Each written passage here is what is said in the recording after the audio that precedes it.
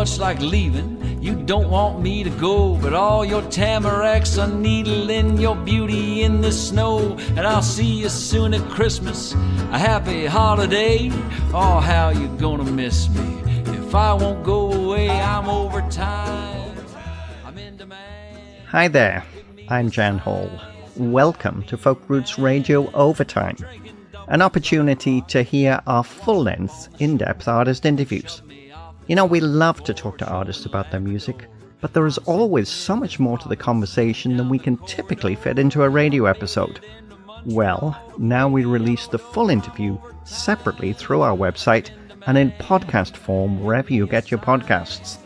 This time around, we'd like to share with you our full interview with Toronto-based singer-songwriter Rosanne Baker Thornley. Chatting about her music, songwriting, and mentorship, we had a great conversation about that, and her wonderful album, Sorry I'm Late. I hope you enjoy it.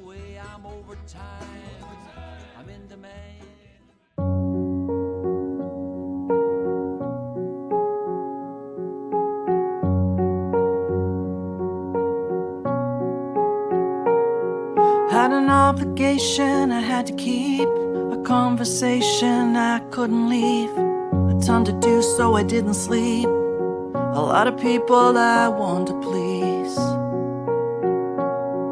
Had a pile of clothes I had to wash, had to raise the kid and walk the dog, grab the groceries and drop them off, had so much to do that I forgot. Sorry I'm late, but there's 1,000 things I had to do today, and another 1,000 things that I would love to chase, that have to wait. Sorry I'm late.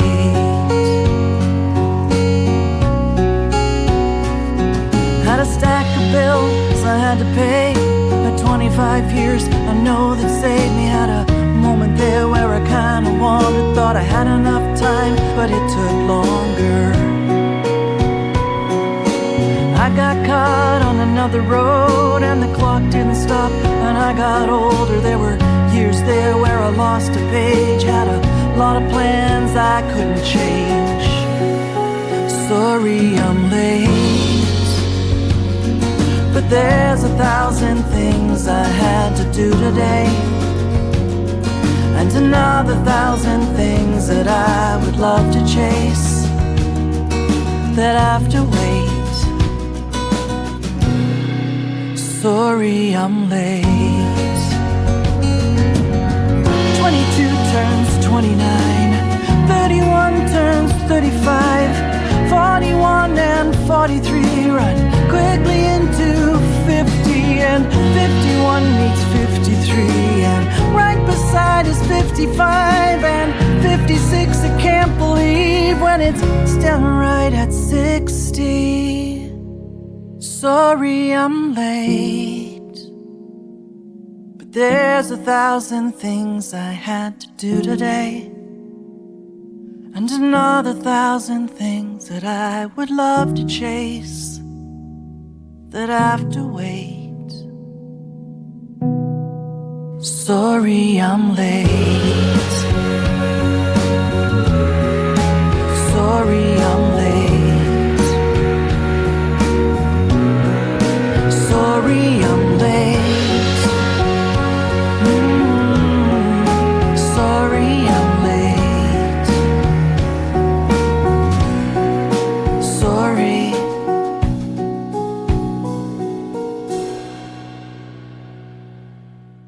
That's Toronto singer-songwriter Rosanne Baker Thornley with Sorry I'm Late, the title track from her second solo recording, an album that arrived 28 years after her very well-received debut album, Courage. Well, it's great to have her back. Sorry I'm Late is a fantastic album, and I'm really pleased to welcome Rosanne Baker Thornley to Folk Roots Radio. It's great to have you join us today. Thank you, Jan. It's great to be here. Well, this album is wonderful. Obviously, we're going to have to get into the 20-year thing. That's a long time. But when you listen to Sorry I'm Late, I think you get a feel for someone who is very busy. So tell us a little bit about this album. It's so well crafted. You know, I when I listen to it, I think of 70s Bedsitter I mean, I would be listening in the dark, probably with a few candles, to this album because it's so clearly personal, but it speaks to you. It speaks to everyone, I think. And, I listened to it in the car a few days ago, and I thought, oh my God, it's great in the car too, because you get really involved in the stories that are wrapped in the songs. So I think that's enough from me. I'm going to turn it over to you, and you can tell us a little bit about this project and how things came together. Well, thank you. I'm very pleased when people tell me that it relates very much to their lives as well. And it really is a journal. Like this album really was written over a period of time, and it's different experiences that happened in my life. And 28 years ago, yes, that was my first album, Courage, when I got myself off the road after playing live on the road for a long time. I did the album, and then life changed for me because my daughter was then born shortly after. And I didn't expect that my passion would switch so much, but it did. It switched very much to wanting to be at home and being with my daughter and being with my family, and not so much being on the road anymore. So I shelved that album, which I thought was going to be for just a little while. I actually, I was working with Sony, and I called up and said I just wanted to shelve it for a little while. But the Sorry I'm Late really is, yes, it's life, and there's so much to do in life, and you get pulled in so many different directions you don't expect. It's like, this is the plan. We're going right there. But there's all these things on the side that are kind of like the shiny ball. It's, well, I'm going to try that, and I'm going to try that. So Sorry I'm Late is really not about, it's not a sad, to me, it wasn't written from a sad perspective. It was really written from a perspective of, that particular song was written from the perspective of, cut me some slack, because I've been busy and there are all these things to do, and I'm passionate about things. And I often am late because I get caught up in a conversation or stuck behind a garbage truck, whatever. So that's really the perspective that song was written from. And it came in a moment of going to be late for something. And I didn't have this song. I didn't have Sorry I'm Late. I had most of the album there, but I didn't have Sorry I'm Late. And all of a sudden I was going to be late for something. And I thought, I should just put in my email footer, Sorry I'm Late. So people know before I've even arrived that I'm going to be late. And I thought, that's not a bad name for the album, because it made sense. It made sense because there was 28 years between. And that's when I sat down to write that song. Well, I found it really connected, and it's interesting because, as you say, we all have these different phases of life, when we're raising family, when we're trying to get set in our careers. I've certainly had a lot of that in my life. And then, sometimes other bumps in the road come along, and that's real life. I actually kind of like the fact that you've really come out and being so open about it and saying, well, yeah, a whole bunch of different things happen, but that's normal. That is life. And I love the way in the song that you even talk about different ages, that how things change. And I say, I get it. I mean, I look back at my life now and say, well, where did the last 30 years go? I know it was busy and I had a lot of fun, but it's sometimes hard to imagine. And I was talking to my partner just a few days ago, and I was thinking, I'm getting to that point in life where sometimes I think, did that really happen? Did I really do that? Well, you did, because you still have the memories from it. But life is an extraordinary thing. And I think that is why this album is so easy to connect to and so relatable. And you also have that nice, warm, I mean, I guess I wonder whether you wish that you could have been putting this album out in the 70s, because I think it really would have connected. It's funny, eh? Yeah. Well, I mean, I'm a different person than I was. I mean, part of the reason of doing this album as well is that it was nice that my last album was there, Courage, and it's what I was writing back then. And I'm pleased with what I did, and I'm pleased with that album. But I wanted to be, the reason for this album right now is I really wanted to be my current self. Because when somebody was asking me about, so what do you do on your own? Because as you probably know, I do a fair amount of writing with other people. And that has really been where I was devoting all my time and energy for the past, however, many, many, many years in there. And I was always writing my own songs, but I wasn't doing anything with them. They were just sort of sitting there. And then I was writing more and more and more for myself. And I thought, I kind of like to be the current me. So when I play something for somebody, it's relevant to my life now. So we'll get into talking about your work with other people a little later, because it's a fascinating part of this conversation. But your own songwriting, I mean, do you find it easy to write songs? I mean, I sense, because you do write with other people, there's a real craft there. Does that mean that it might take a time from those first ideas you have about perhaps a theme for a song or a melody that's coming together before it actually finally arrives?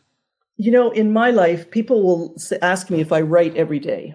Well, I always laugh when I'm so embedded in all the administrative part of the music world. And I'm sitting there going, write every day. I write, a lot of times I will write at night. I have no problems writing my own songs, no problems. And I'm constantly writing lines down because they're all in the conversations. I'm definitely like a live wire. I'm always listening to what people say. I'll go, what did you just say? That was interesting. So I will write down lines that are very conversational, which I call landing lines. And I know that in the song, that's where I want the concept of my song to land, because that is the gem of the emotion. Emotion is very important to me. Sharing your heart and speaking the truth in that is extremely important to me, whether I'm writing for myself or I'm writing with other people. And so landing lines. So I write down lines every day. Or when I write down the lines, I now will write down why I wrote down the line. Because sometimes I'll go back and I'd look at the line and go, why did I write that down? Now I know, because I go, I was looking at this person doing this, and so it takes me, my brain is very much a world of video in there. And when I'm writing, I very much see my story in front of me. And as you know, I do a lot of photography as well. So it's very visual, as well as it's just like mini movies to me. That's what songs are. They're really walking people through the moment of whatever it is you want them to experience with you. Wow, I can see why you must be a great mentor. But we're not getting to that part of the conversation yet, because I want to play another song. We're going to play In Paris, which is very beautiful. And, it's interesting you mentioned video, because, well, I think the whole album is like this. And it's interesting you talk about how, you think of your songs as videos, because I listen to your album and I see everything. It's really extraordinary. And, when I'm listening to In Paris, I see the Pavement Cafe and things like that. It's quite beautiful. That's great. Well, I've even tagged my music now, because I'm kind of in this unusual category. Am I folk? Am I what is it exactly? My sound. So I've figured that the best word to describe my music is almost cinematic. And that's a good word, because there's a few people I've talked to over the years who definitely fit that category. So In Paris, I mean, this is all based on an experience of being in that wonderful city? Well, when I was quite young, I lived in Paris for a few years and went to school in Paris. So to me, I have a great relationship with Paris. I love the ambiance of Paris. And when my daughter was just about to get married, she was living in London, England. And I went over, and because we were looking for the dress, we were looking for her wedding dress. And we, as part of that search, ended up going to Paris for a weekend. So really, that's what that song is built around, is that there was something so special for me to be in a city I love so much with my daughter, who was moving on to another part of her life, and to be in a place in my life where I could take her to Paris for a weekend. Do you know what I mean? It was just, there was something very, very special in that. So that's what the song is built around. And it's funny, because I started to write it way back when, and I'd written down one page in the first page of a journal. I'd written some notes down about the trip to Paris, and I thought, I got to write that someday. But I didn't. And then one day I took some journals up to a cottage with me, and I thought, I'm going to go through these journals and I'm going to finish some of these songs. And I didn't get past that first page. That first page took me right back with my notes about Paris, and I wrote the song. So that's what it's about. It's, again, my love for my daughter and the city of Paris. I got on a plane 'cause had to meet you in Paris. That was the plan. We climbed the stairs to Montmartre, up to where the painters paint portraits in the square. And it wasn't the first time, and it won't be the last. And I could not help but think, just take this in, 'cause it all goes by so fast. Chefs in white aprons, cafe tables of patrons waiting to dine. The night was amazing, sharing, talking, and tasting such a fine bottle of wine. And it wasn't the first time, and it won't be the last. And I could not help but think, just take this in, 'cause it all goes by so fast. Nothing could prepare us for when I left you there in Paris and kissed you goodbye. I remember you wanting your own Parisian drawing, a piece of the weekend to keep. You picked the chair and I paid the artist. Watching you smile would've broken my heart if it wasn't the first time, and it won't be the last. And I could not help but think, just take this in, 'cause it all goes by so fast. Nothing could prepare us for when I left you there in Paris and kissed you goodbye. I just knew that this trip was definitely different when I kissed you goodbye.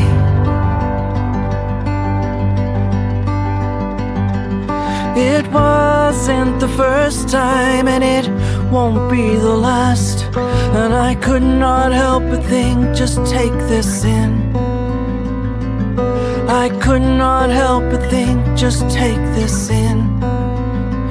I told myself, don't think, just take this in, 'cause it all goes by so fast.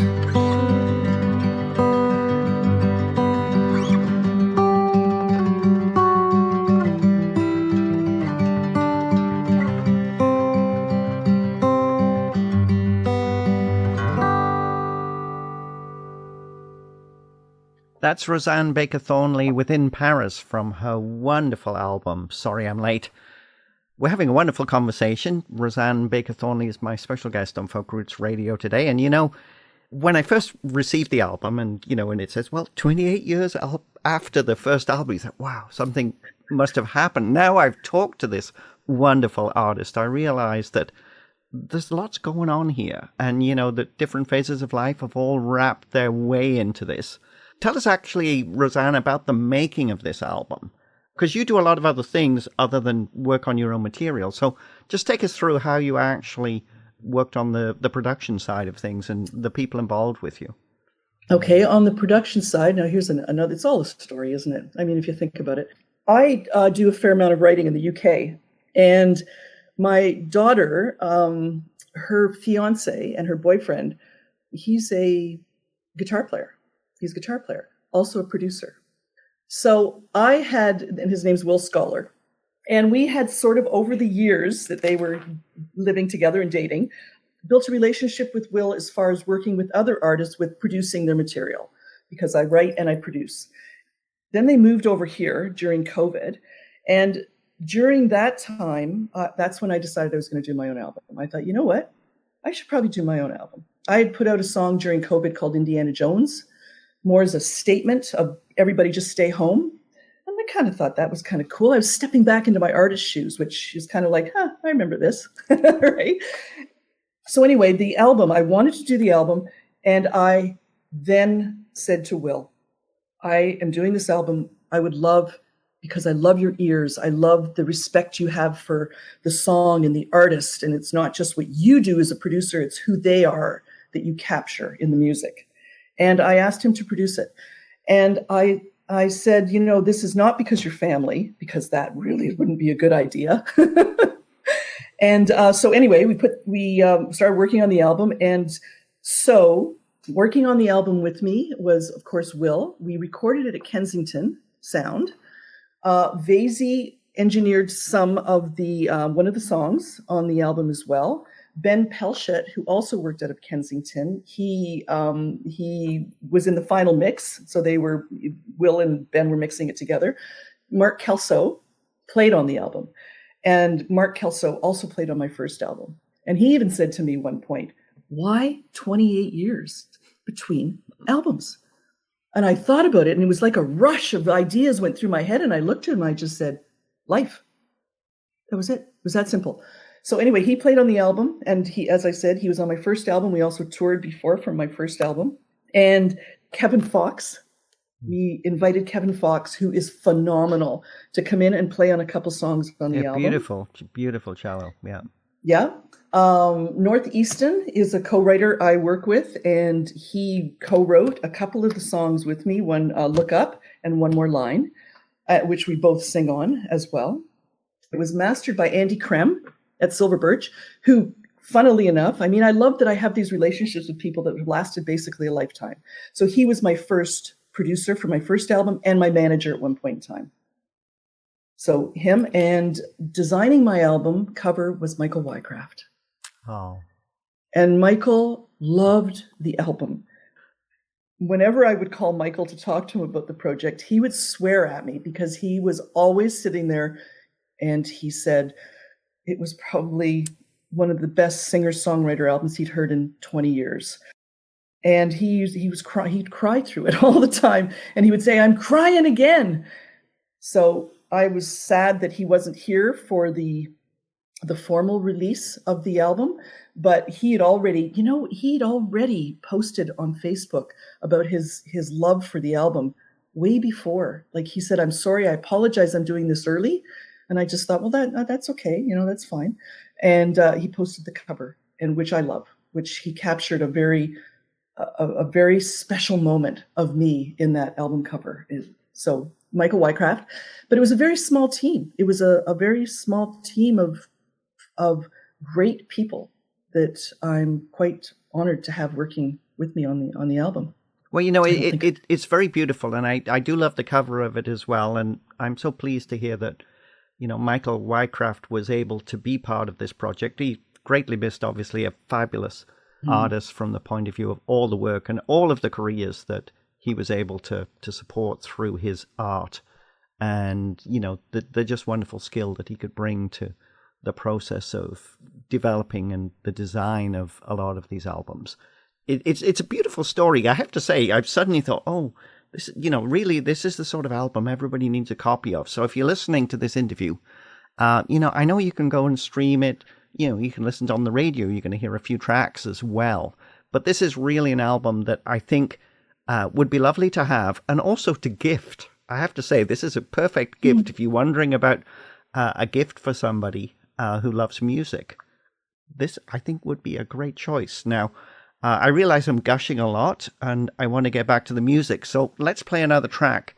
I'd like to play Her Mother's Eyes. Tell us a little bit about it. I have a pretty good idea where this one goes, but I'm going to let you talk about it. Well, Her Mother's Eyes, on the morning now, it sounds like it's like my daughter's album, but on the morning of the wedding, I was, of course, with my daughter and in the hotel room while she was getting ready. And with my photography, I was taking a lot of photos. I was told I couldn't take my camera to the wedding, though. She was like, Mom, you can't take your camera to the wedding. I'm like, okay, but I want to take some shots of getting ready and everybody in the room. And I love capturing just those moments. They're the same as songs. Photos are the same as those same moments. So anyway, I had all these photos now, and it was a wonderful day in London, England. And I was editing the photos one night, and I came across this photo of her sitting there, And there was something about the look in her face. And they were putting the veil on the back. That's going to make me teary-eyed even now. They were putting the veil on the back of her head, in her hair. And she was standing there with the makeup artist standing there with the brush. And there was something about the look in her face. And I can't even peg it now. But honest to God, I sat there for a good 2 hours. Like, this is crazy. I sat there for 2 hours in the moment of that photo going, I have got to write a song. I've got to write about what this is. Originally, I'd called it The Dress. And I thought, well, that's okay, but no. It was something about me and her. I knew I wanted it to land her mother's eyes. Like, it was one thing to say, and today she is the bride, and she's 6 years old inside. Oh, that's a lovely thought. But as soon as I put in her mother's eyes, it changed the whole perspective of that song. So that's what it's written about. It's about watching my daughter probably growing up right in front of me and capturing that in her mother's eyes. You've given me goosebumps. Thank you. This is Rosanne Baker Thornley with Her Mother's Eyes from the fabulous album Sorry I'm Late. Enjoy.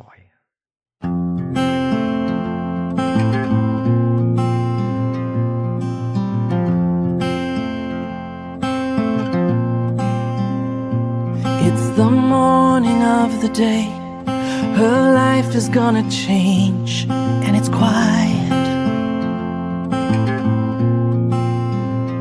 She is in her hotel room. All the girls will be here soon, but not arrived yet. All the pieces of this dream, all the months imagining, and here she is. A bit of old, a bit of blue, a bit of borrowed, a bit of new, just like she's planned it. She's years of braids and ponytails, pink lemonade and fairy tales.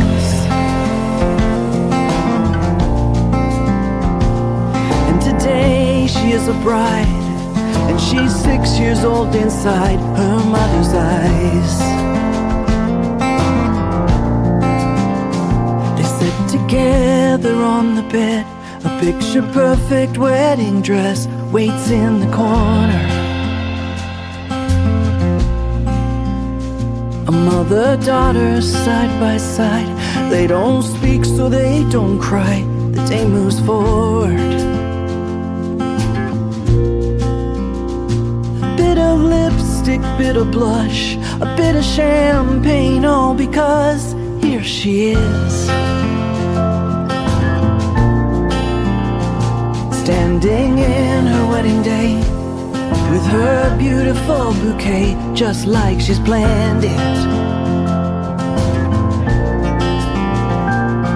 She's used the braids and ponytails, pink lemonade and fairy tales. And today she is the bride, and she's 6 years old inside her mother's eyes.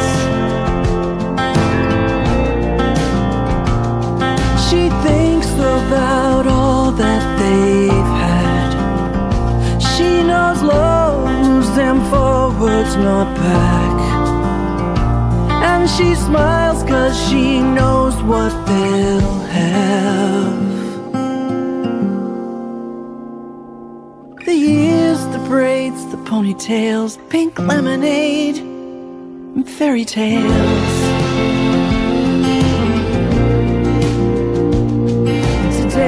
She is a bride, and she's 6 years old inside her mother's eyes. And today she is the bride, she's the passion, she's the pride, and she's the light in her mother's eyes. That's Rosanne Baker Thornley with Her Mother's Eyes from her wonderful album, Sorry I'm Late. Rosanne Baker Thornley is our special guest on Folk Roots Radio, chatting about this wonderful album. You know, the story will always be 28 years after her debut, she releases this amazing album. I got to ask a question. Are we going to have to wait another 28 years before you make another one? No, that seems to be the question too. That's like, really? I hope it's not another 28 years. I don't think it won't be another 28 years. I have more music. Even when I was picking the songs for this album, I had other songs that resonate just as much with me, but I thought 11 songs on an album was fine. That was enough of a journey for people to get through in the album. As I said, I'm always writing. I love writing. It's a very important part. It's the part of me, and I will be doing more music for sure. So let's talk about live performance. You mentioned that you were touring a lot when the Courage album came out, your debut. Are you still performing live now much? I mean, no, and you know why? I mean, I've performed thousands of shows, I think, at this point, with a full band, with the crew. I actually married my road manager, so it's on my list. It is. I do want to do a performance. There's one in the plans right now, but with a full band, because I want to do it the way I want to do it. That's part of the reason I did this album right now. When people would say, "Why are you doing an album right now? You're, where you are in your life, and why now?" And I know this sounds odd, but the answer truly is because now I don't care.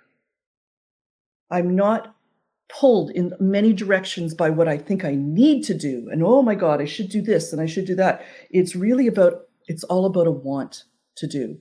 So I wanted to do this album. I'm 100% good with where I sit in this moment of this album. And with playing live, I want to do a show, but I want to do it the way I want to do it. I would love to do, go out and play by myself with my guitar in the right circumstance. Yes, I would love to do that. But I am not sitting here going, I can hardly wait to get back on the road again. That's just not where I am in my life right now, probably because I've done so much of it. But also, I want to do it a certain way. I have in mind what I want to do, and that's what's in the works right now. No, I love that. I mean, unfortunately with the way the music business has gone, I mean, a lot of artists think only way they'll make any money is to get out on the road. But I'm hearing lots of stories about people saying, well, actually, that's not true either. Because by the time you actually truly look at the cost, it doesn't matter what they're paying you every night. And that may have gone down anyway. But you add in all your other costs, hotels have become more expensive, travel costs are way up. You often end up not making much at all.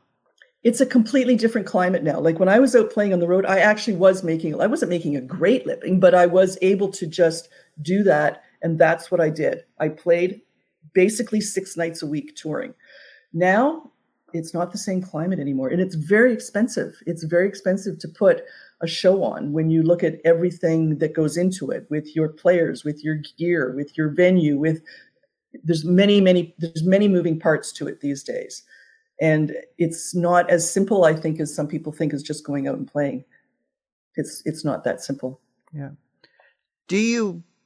I think I already know the answer to this question, but I want to ask it anyway. But do you regret at all the fact that, you did end up sort of stepping away for such a long time? I mean, that's, we've talked enough about the fact that people say, wow, 28 years, that's a long time. But do you ever think, if I just waited a few years until things got settled, my daughter was doing great, then I could, do more then? Does that ever happen? I sense no, but I want to give you a chance to say that. It's funny because when I look back, I laugh at some of the decisions I made that I turned down back then. Some of the offers to go to LA, to work with certain people, and opportunities that were put in front of me, but for some reason I didn't pick up on them. And because I obviously didn't want to do them. And no, I don't regret it. I love, for the most part, where my life has gone. And it's definitely been a journey. And I don't think I'd want to, I don't regret it. That's good. I don't regret it. I love it because life is a journey and we all have these things that we say, I wish I'd done that a little better, or maybe not the right choice. But, we all do those things. And, the secret of a happy life is to move on and do different things, Don't live with the regrets. Yeah. And also to be open. I think that's, it's like you get on this path of going, that's the plan. It's right there. Like, I think a lot of people coming out of, for instance, out of this last COVID would go, well, that was the plan, but man, so many things change, and it doesn't even have to change around you. It's what's changing within you. And I think every once in a while you have to monitor. It's like, well, that's where we were going. Yeah, but does it really make sense now? Like, is there not? So I think it's being open to, sure, you got to have a plan. Like, artists have to have a plan, but it's also good to be open to what else is around you, to be able to weigh it and go, well, maybe over there a little bit, maybe that's how it happens. That's, you end up over here instead of right there in front of you, right? I'm so pleased you said that, because it's exactly right. You got to be open. And, after COVID, I vowed, right, if it doesn't bring me joy, I'm probably not going to be doing it anymore. Things have changed. Yeah, things have changed a big time. Let's talk about mentorship and the other program that you've been working on, that first song, because I'm really excited about this. I love to hear that people are doing what you're doing. And, I mean, I know this is not an interview, but at this point I would say, well, it is an interview, but it's not an interview for a job. But I would say at this point, oh yeah, I can see the value of a young songwriter getting to talk to someone like you, because you really have the right skills to really be able to help people to grow and develop. But that's me thinking what I've looked at on your websites. Let's talk about mentorship first, and then we'll talk about that first song. Okay. Well, mentorship, I mean, it's all part of me writing with people is where that comes about. And whether that's working with emerging artists or established artists, sometimes with an established artist, they're just looking for a different perspective on a song. I love that, one artist in particular had said that where he stopped, I began. I thought that was a nice comment. And I also think it's interesting. It's also because I've lived so much life at this point. Because I remember writing with somebody one morning and they said, wow, you completely understand where I'm coming from. And I went, yeah, I do. I really get that. So with mentorship for me, because I truly understand what it's like to be an artist in the business, I do. And with playing on the road, I'm able to give some perspective to probably younger artists in that case, to say, be yourself. Be yourself. Let's work on this from your perspective. And who are you? And let's talk about that, and let's write about that. It's a lot of conversations for me, and listening, and helping people. I guess just helping people see themselves. I guess that's a lot of what it is in my mentoring. And then because of all my time in the industry, I am able to reach out to certain people and say, I think you should listen to this person, or can you help out here? Or so anyway, that's probably the mentoring part of it. And I'm business brained. I know I'm a little bit of an anomaly sometimes in the business, because as creative as I am, I'm also extremely business brained. I like to get stuff done. And I need there has to be a plan. There has to be a path that we're following. So that would be probably the mentoring part of it, as far as themselves as artists. And then with the writing, it comes into the writing too, where I don't try to write songs for people. I like to write songs with people. And people will say, what kind of music do you write? And I say, well, it all depends on who's sitting in front of me. I write heavy metal. I write singer-songwriter. I write jazz. I write country.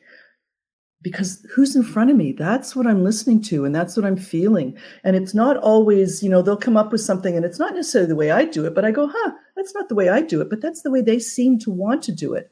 So let's work with that. So I love that there's a real diversity in that for me. And I'm a songwriter where I'm all good with being in the shadow. I'm okay with going, you go do this. You're amazing. I love that. I'm truly invested in the people I work with. And I know that I work with some very, very talented individuals, and I love that. I'm very proud of that, and I'm very honored to be able to have that space with them. When I was checking out your websites, you can, if you want to check out Rosanne's music, you can go to rbtsong.com. There's also another website that's called thatfirstsong.com. And, I really love, this is a slight aside, but in this social media age, how you're really working to keep the websites really crisp and organized, and it's very clear what you do. I imagine for a young artist working with someone like you, and the fact that you mentioned how you're a bit of an anomaly in the business, that you are business brained, but that must really help them, because I think there's a lot of people that have wonderful talent and, very creative, but never quite get to that point of getting, things finished and then out, with all the pieces in place. Well, it's because, and I totally understand this. If I could, I would write all day long. I want to create that. And that's what artists want to do. And that's what they really do best. They create. So they don't want to live in the, okay, so I've got to post and I've got to do this and I've got all these responsibilities outside of creating. They just want to create. It's now a world of many hats. I just actually wrote something about this last night, that it's not that it's many hats, it's almost every hat with an artist these days. And it's a lot of dues in a day, for sure, that you have to get through. And then that's why I laugh when people say, so do you write every day? Oh my goodness. I would love to do nothing but write all day and maybe take photos, wander the streets, take photos of people. But it's a nice want, but it's not always the way it is. It's funny you say that, because sometimes I'll interview people and I'll say, oh, well, let's talk about this new album. But all they want to talk about is what I'm working on now. And it's like, well, if we aren't, I'm amazed the number of times that actually happens, that they've already moved on. And, we're barely 6-9 months after the album's released. And it's like, no, I know you want to be creative, but, for the sake of your career, we need to make sure that this album gets worked. Well, and you know what? It's an interesting, this could be a long conversation about this, but it's an interesting climate right now. The climate is really about content. It's about good enough. It's about just getting content out. Even the fact that everybody releases singles so quickly. I mean, that's great, I guess, but no one keeps their foot in it long enough for people to actually hear it, I think. So, but what happens is the industry sets up this climate of, you have to write songs that are only going to be out for 4 weeks that we're going to push, and then we're on to the next. Well, you can imagine what that does in an artist's brain. They go, well, that's fine. That's good enough for 4 weeks. I don't live in the good enough world. Anybody who works with me will know that and would say that. They know that when we're writing something, that we will come back to it again. And it's not a quick. Sometimes it is. Sometimes it can go really quickly, and that's amazing when that happens, and all good.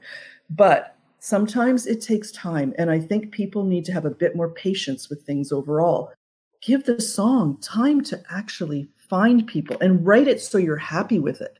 Because once it's out, you can't change it.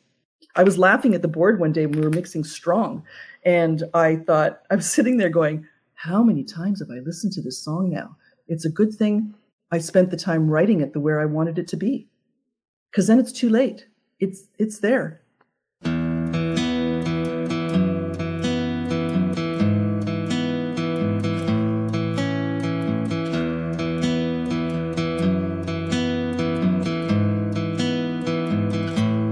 I can't believe it, I'm the one that feels this.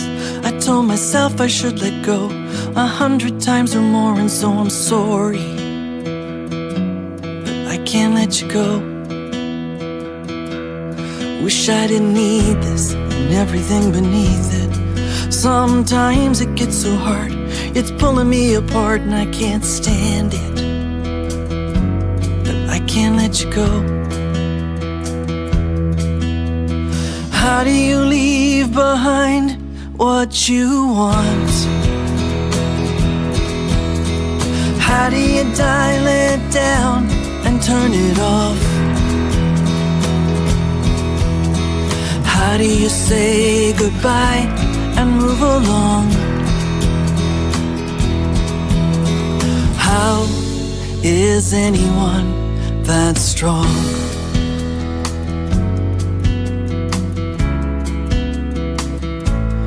Maybe if I try, it hurts less inside. If I stop needing to explain the feelings I can't change, and I don't like it, but I can't let you go.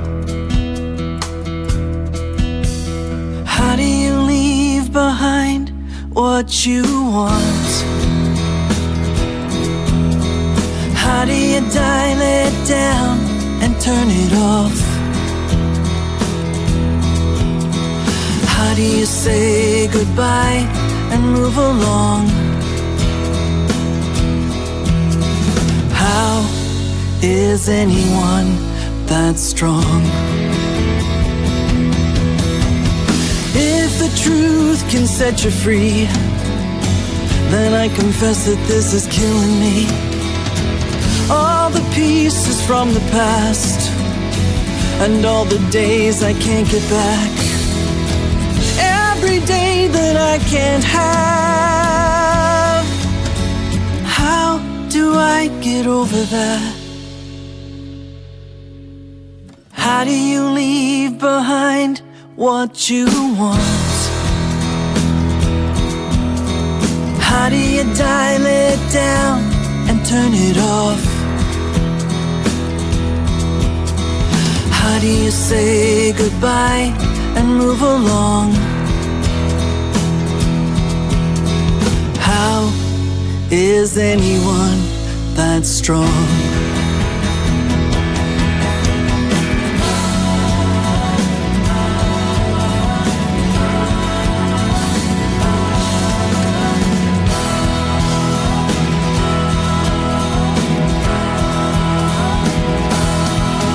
Is anyone that strong?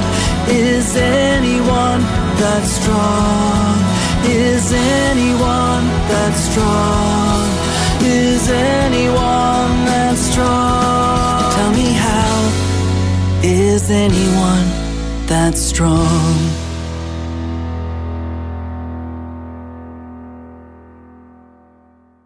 That's Rosanne Baker Thornley with Strong from her wonderful album Sorry I'm Late. Rosanne Baker Thornley is our special guest on Folk Roots Radio today, having a chat about an absolutely fabulous album. I do want to spend a few moments talking about that first song, because I really like looking at their website, and I just wanted to give you a chance just to talk about how this fits in with the other things that you're doing, because I sense this may be slightly different. Well, it's slightly different because the focus is definitely not on me. The focus is definitely on the artists.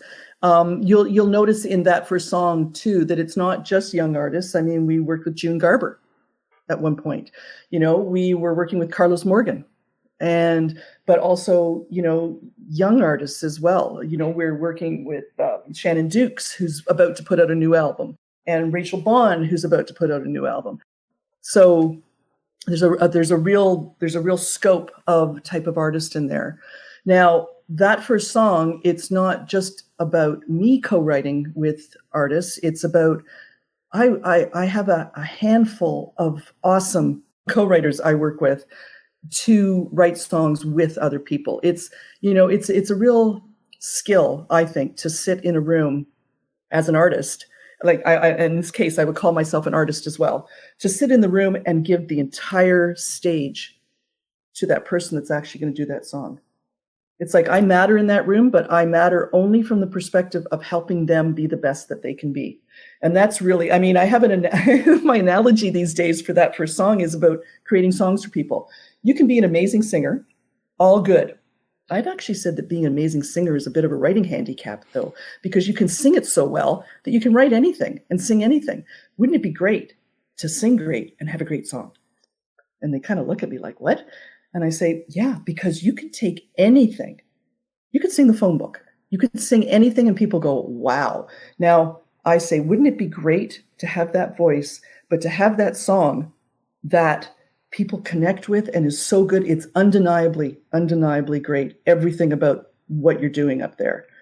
So a few things. One thing is, what I'd like to say I write is one light songs. And that means that I, for instance, work with Jordan John, who is incredible. And the thought of him sitting on stage with one light at the piano, playing this song we've written together, and for people to go, oh my goodness, he's letting us into this space. We're right there with them in this moment. That's what I want to do for people I work with. It has to be that. Because I've also gone out to see people sometimes, or bands for the most part, and people say, so what do you think? And I say, I think it needs more lights. In my case, it's not about the lights, it's about the moment. With songs, it's about giving people the right shoes for the race. The song is the right shoes. It's, you still have to train. You still have to show up. The stars have to align, all those things, but you're going to run a race a lot better in the right running shoes than construction boots. So really, it's about enabling them with the music to bring out the best of them, to put them on that journey. And whether that's someone who's 15, 17, wherever they are in their life, and whatever it means at this point in time, it's still great to have that song that means something to you that you're proud of. So that's production as well. That's writing it, producing it, through the mentoring of it, of, what can we do? What's the plan? Who do we talk to? What's my social media look like? It's all that. It's all that with that first song. And that's a great team, again, that I have in there too. Wow. That was wonderful. I feel blessed to be here and hear you talk about that, because I can imagine when people are struggling with, feeling blocked, or, knowing that they have something to say and they want to share as well, having someone like you to work with would be a wonderful thing. So I really wanted to thank you for sharing that. Remember, if you want to learn more about Rosanne's music, go to rbtsong.com and check out That First Song as well at thatfirstsong.com. It's been an absolute pleasure to talk to you today. We have time for one more song, and I thought we would play Give Me One More Night. Tell us a little bit about this one. Give Me One More Night. I am the Toronto curator for an initiative, a songwriting initiative out of New York City called the Acoustic Guitar Project. And it's a project that happens every year. And there's cities around the world, 50 cities, I believe, right now, that have curators that have a guitar. They have an acoustic guitar there, and it's their job, I guess, to find 5 songwriters every year to participate. They have a week to write the song. No production. It's all about the song. And then they move on to the next writer. And I've had some great people in there. I've Robert Priest, Julian Taylor, originally the first year. So the first year I was able to write a song. As a curator, you could pick your year. I picked the first year. And when I knew I was going to have the guitar, I thought, I'm going to write a happy song. That's what I'm going to do. I am going to write something that is uplifting. And then the week before my scheduled write, a good friend of mine went out to play hockey one night, and he collapsed on the ice with a massive heart attack. So he never came home. So now I'm sitting in the studio and I'm playing these chords going, all right there. So there's no happy song for me right now. I'm so caught up in the moment of his wife being at home and him not coming home. So that song is totally written around that. And it's actually, we're just about to film a video for that song. We're doing it as a sort of a short film, and it's very focused on what that's like. And when I have played that song live, because I do play once in a while, I've said to people that if you care about people, tell them now. Don't wait. Celebrate somebody right now, because life can change in a split second. A split second, everything changes. And that is the notion behind Give Me One More Night, which Kevin Fox played cello on, and phenomenal. Beautiful song and a wonderful way to finish. And I really want to thank you for a great interview. This is Rosanne Baker Thornley with Give Me One More Night from her truly fabulous album, Sorry I'm Late. You're listening to Folk Roots Radio, and I'm Jan Hall. And thanks again.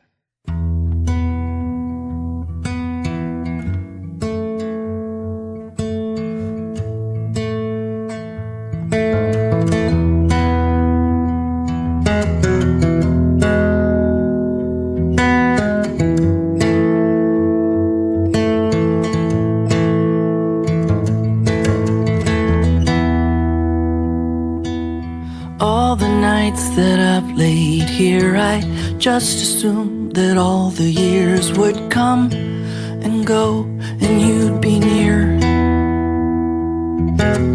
All the nights you held me close, we laughed about who loved who the most I never thought they'd disappear.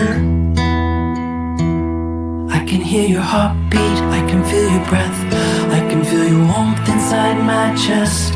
I can feel your fingers softly touch my chin, I can feel your lips against my skin.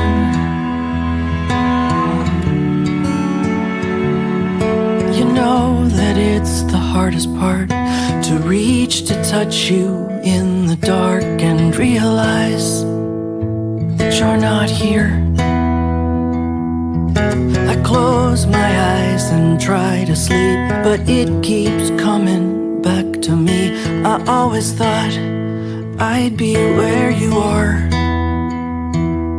I can hear your heartbeat, I can feel your breath, I can feel your warmth inside my chest.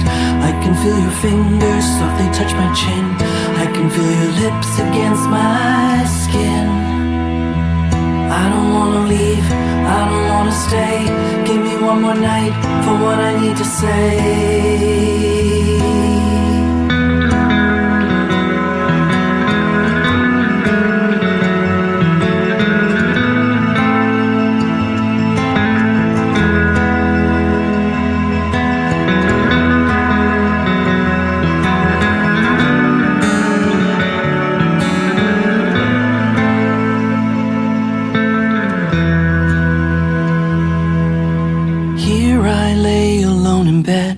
With endless things I should have said, and sunlight is climbing up the wall.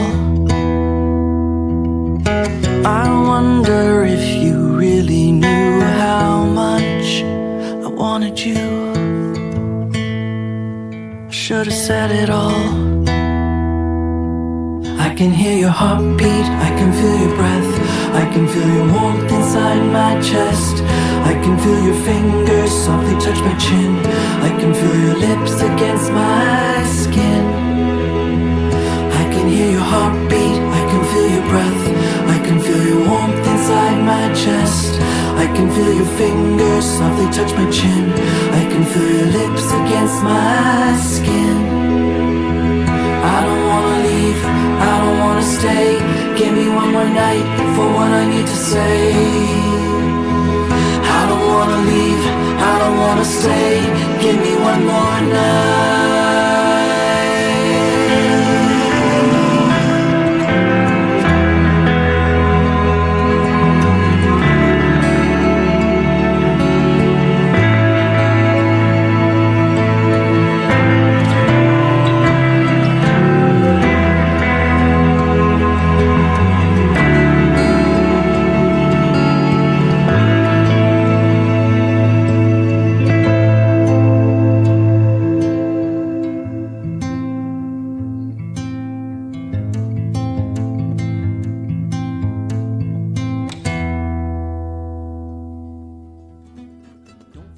And that's it.